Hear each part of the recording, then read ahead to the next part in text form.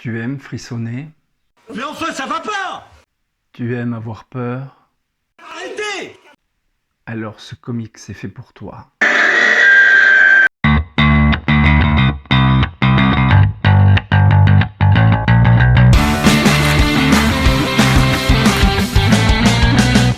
Bonjour, bienvenue dans les comics de Fred, je suis ravi de vous retrouver pour cette nouvelle vidéo. Et donc aujourd'hui je vais vous parler de The Plot, qui a été scénarisé par Tim Daniel, Michael Morrissey et dessiné par Joshua Hixson, le tout édité chez iComics.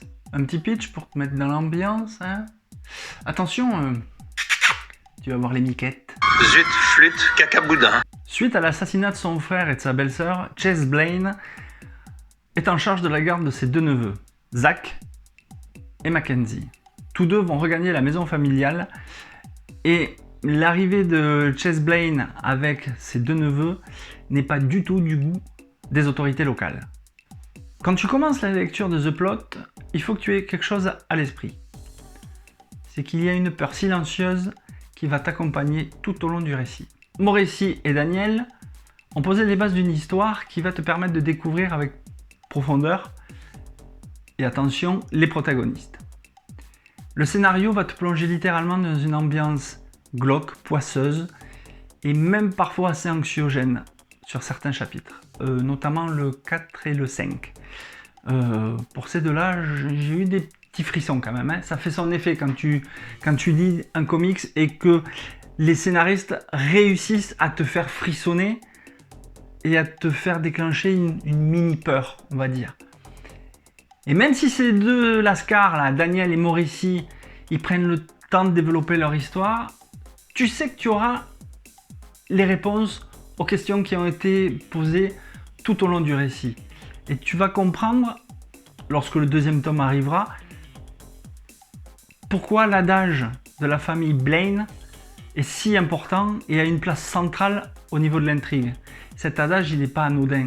Déjà, rien que quand tu le découvres dans les premières pages, tu te dis, il y a un truc avec cet adage-là, cette devise. Et cette devise, pour recevoir, il faut donner. Tout au long de ta lecture, il va résonner dans ta tête. Et ça sera une des premières questions à laquelle tu vas attendre la réponse la plus limpide et la plus nécessaire pour comprendre la suite du récit dans le deuxième tome qui sortira très très bientôt, j'espère. Concernant les dessins, autant vous le dire tout de suite, ce qui m'a fait acheter The Plot, ce n'est ni le nom des scénaristes, ni le nom du dessinateur, mais la cover. J'ai trouvé que cette cover était absolument géniale et très avenante au demeurant pour découvrir ce récit. Oui, très avenante. Bon, concernant les dessins de Hixson, alors je connaissais pas son travail, mais je trouvais que ces dessins collent parfaitement au récit. L'utilisation des lignes épaisses nous aide à percevoir l'horreur et la terreur que subissent les personnages.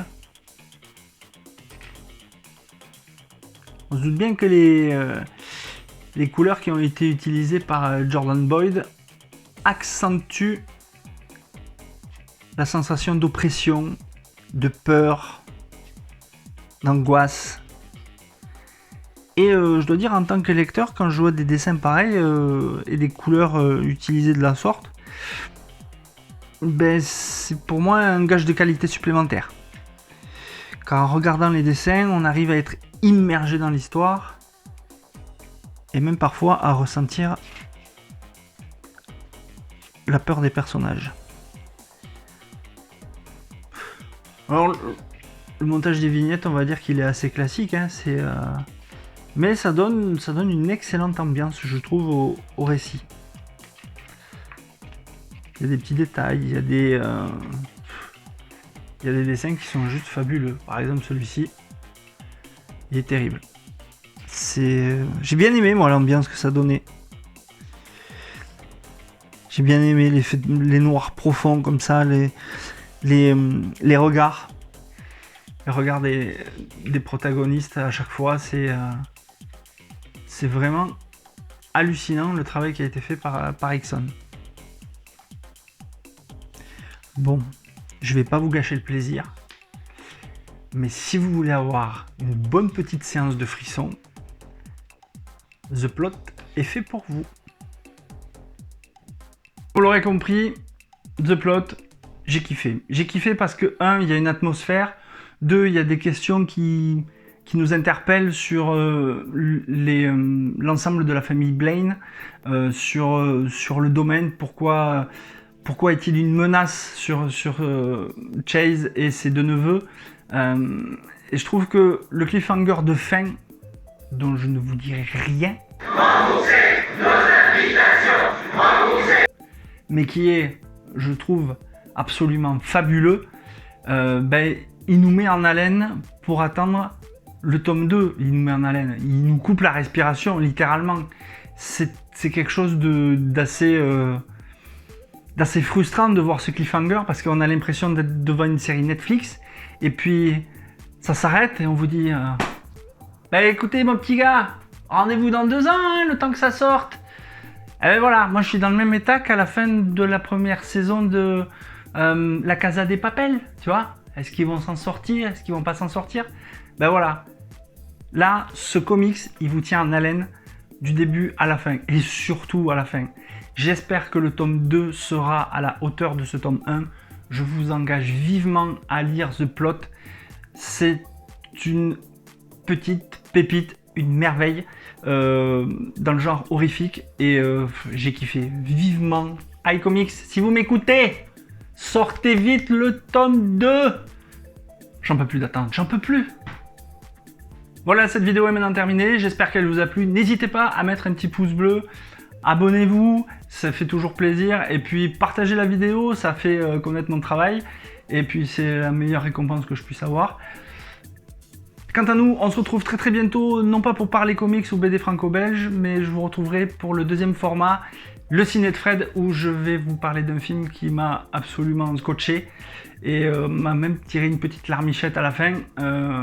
Mais ça, on se retrouve très très bientôt dans le Ciné de Fred. En attendant, portez-vous bien, prenez soin de vous et lisez des comics, lisez de la BD, c'est bon pour le moral. Ciao ciao!